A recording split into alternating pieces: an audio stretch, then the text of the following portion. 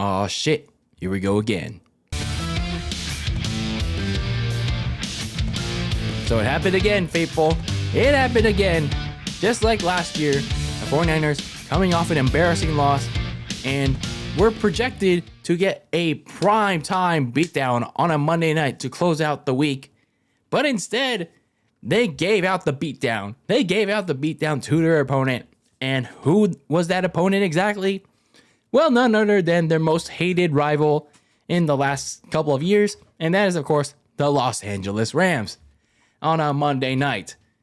So, yeah, here we are once again for our weekly San Francisco 49ers recap on Very Cold Lasagna. I am, of course, your filthy casual host with all the filthy casual takes, DylanLasagna. So, yeah, I mentioned on my review that I was going to be here if the 49ers were going to win this game. I was going to be here, willing to admit, I was wrong about them in this particular game. And boy, was I, again, wrong. Just like I was last year when they dished out the beatdown. So, this year, compared to last year, was kind of a more balanced effort by the 49ers, where last year, it was mainly about Deebo Samuel. The Deebo Samuel wide back game. This year was a great defensive game, again, by the 49ers. While the offense, I mean, sure, you still had a dose of 49ers football, but there weren't many game-changing mistakes by Jimmy G in the offense that kept the Rams in it.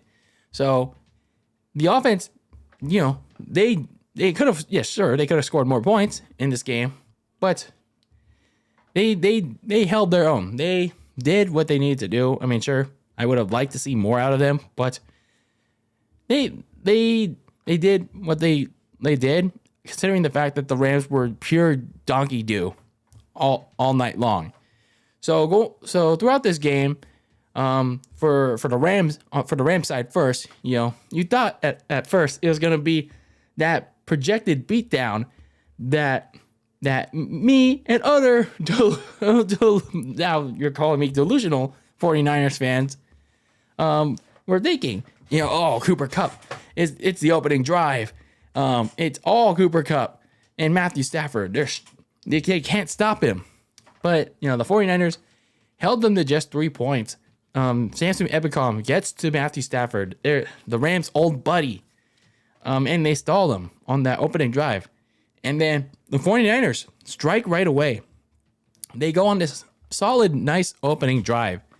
Even though they allowed Aaron Donald to go unblocked, Jimmy G does a good job. I'll give him credit to this, getting rid of the ball right away, because whoever was trying to guard him, Aaron Donald, they didn't do a good job of him. They just let him slide right out of the gate. But Jimmy G got rid of the ball. So 39. So they get a good conversion throw to Juwan Jennings, and then a couple plays later, running back Jeff Wilson Jr. takes it to the house, 30-yard touchdown. 49ers get a 7-3 lead. So good stuff there from their first opening drive. And then for a good chunk of the the first half, you saw a lot of signature 49ers football that you've become accustomed to for the last week or so. You know, Jimmy G overthrowing his receivers, not going past his first read, or his receivers kind of like dropping the ball a few times. So that's the signature 49ers football. Like, yeah, we can't have a good defensive performance without some more 49ers football. But the defense still held their ground, but you kind of saw them slip a little bit when near the back half of the second quarter. Cooper Kupp and Tyler Higbee started to extend drives for the Rams, but fortunately for the Niners, they only gave up another 3 points. So it was like at that point only 7-6 midway to the second quarter. And then when at that point, like towards the end, like towards the 5-minute mark, I think it was for the 49ers in the second quarter, their fourth series on offense was perhaps their best. And for once in a while, Jimmy G's best.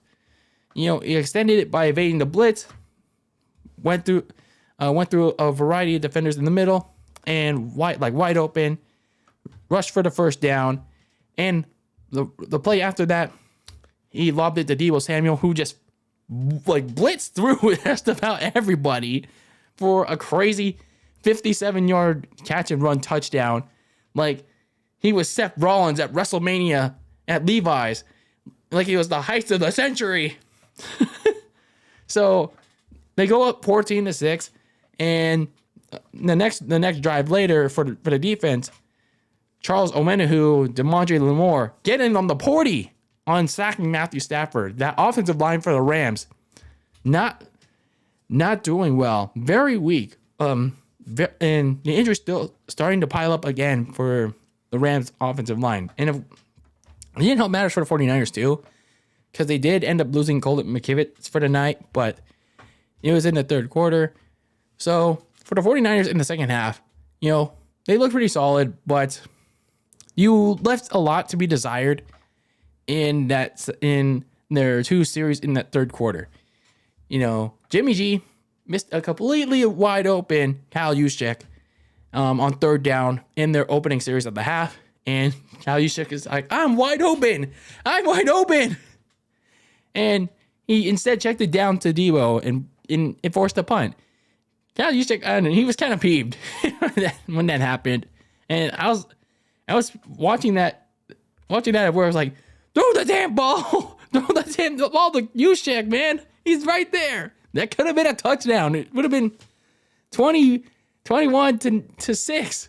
The game would have been over, but you would have made it harder for them.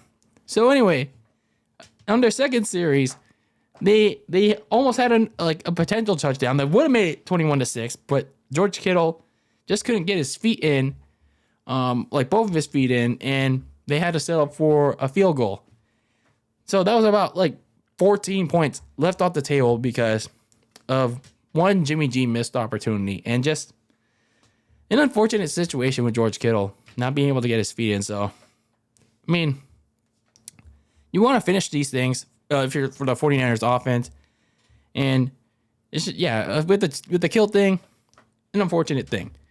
So it was still despite the Rams not playing, offense not playing well, and the team not playing well overall, it's still a one-score game by the fourth quarter, 17-9. But the Rams were not making it easy for themselves, especially considering the fact that the Rams' weakened offensive line was constantly allowing pressure on Stafford. He was constantly getting sacked, and nobody aside from Cooper Kupp, especially Allen Robinson, nobody was showing up on the receiving end, and nobody was getting open for the Rams. The running game was not going for them. The 49ers defensive line was literally just a wall on that night. And the Rams were literally trying to start a fight with the Niners with less than 10 minutes left in the game. Jalen Ramsey started grabbing Brandon Ayuk's face mask, and then the Rams even started fighting each other on the sideline. Man, you lost bad when you start fighting with each other. Woof. So the game pretty much ends. Talanoa Hufanga, man, this guy is a steal in the draft. He seals the deal with a pick six on Matthew Stafford, what ended up being 24-9 final. The Rams tried to go for a last gasp drive towards the end, but Matthew Stafford got strip sacked, and the Niners recovered it, and that was pretty much the end of the game. So overall, I mean, I gotta say, they really, again, for the second straight year, they had me wrong on this one. I got this one dead wrong. I mean, what do you expect from me? I mean, I may be in a hard-nosed, filthy casual 49ers fan. I mean, sure. Yes, I am faithful, but I'm faithful for the honest, truthful reasons. I want this team to succeed. But I'm not like, oh, I'll do anything for the 49ers, that kind of thing. So the 49ers did good tonight. Not tonight, but the other night and the other night. So they did good. I mean, there's something on offense that I would still like to be desired. Like Jimmy G still has his limitations. I would like him to get past his first read still. I mean, but at this point, I'm not sure if he can. But hey, at least he got challenged to make plays this past week. And for the most part, it paid off. So like he finally threw more aggressively. He finally made some good plays. So at least, hopefully going forward, that Jimmy G gets a little more aggressive down the field rather than just the regular old check down or the screen pass or just working on his handoff game. So hopefully Kyle Shanahan, taps more into Jimmy G's like strengths other than just handing the ball off to Debo or Jeff Wilson Jr. or whoever the running back is. I mean, obviously we don't really need to say much about this defense because of how damn good they are. Like, holy shit. Talanoa Hufanga, the safety, like second-year safety, like he's breaking out in front of our eyes. The defensive line, like really good at rushing the quarterback, getting to them. Like they're really good. Of course, they start to slow down if the offense can't keep up. Their own offense can't keep up. The only thing that I would also wish from this game is like Kyle Shanahan. I would really like for him to get George Kittle more involved because we didn't see George Kittle when it came to his first catch until the third quarter. And then in the fourth quarter, he got his first touchdown only to get it reversed because he didn't get his right foot in. So I'm not sure it's because of the offensive line. He was blocking more.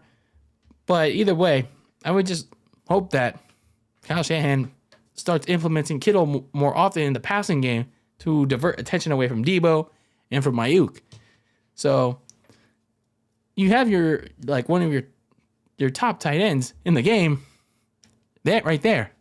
Use him more. So the Niners are 2-2 in the division. And everyone's 2-2 in the division. And considering where the Rams are right now, in their own injuries, the Cardinals not doing they're still relatively kind of healthy, but they have consistency issues. And Seattle, eventually, like with Seattle, like how you wonder how long they can keep this kind of momentum up with Geno Smith. But I mean, you can never count them out, to be honest with you. So, I mean, how much can you count on consistency with the 49ers offense? This was a solid win for them. This was a good divisional win for them. They're 2-0 in the division.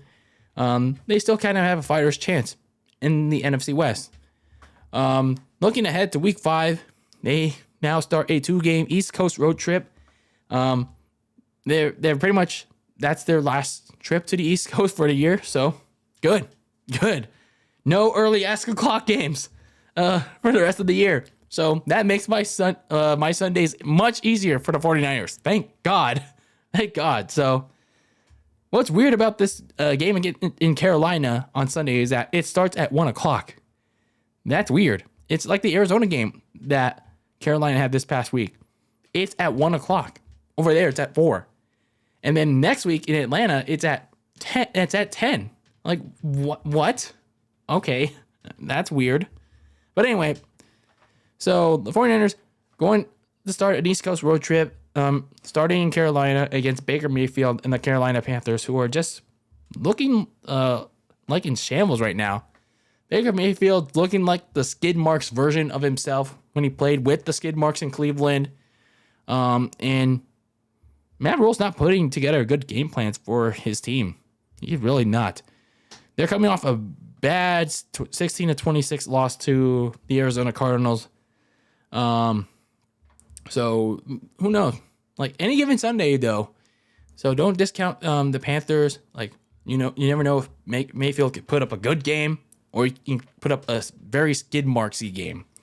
So you never know with these Panthers team if their defense could show up. You can also never discount Christian McCaffrey.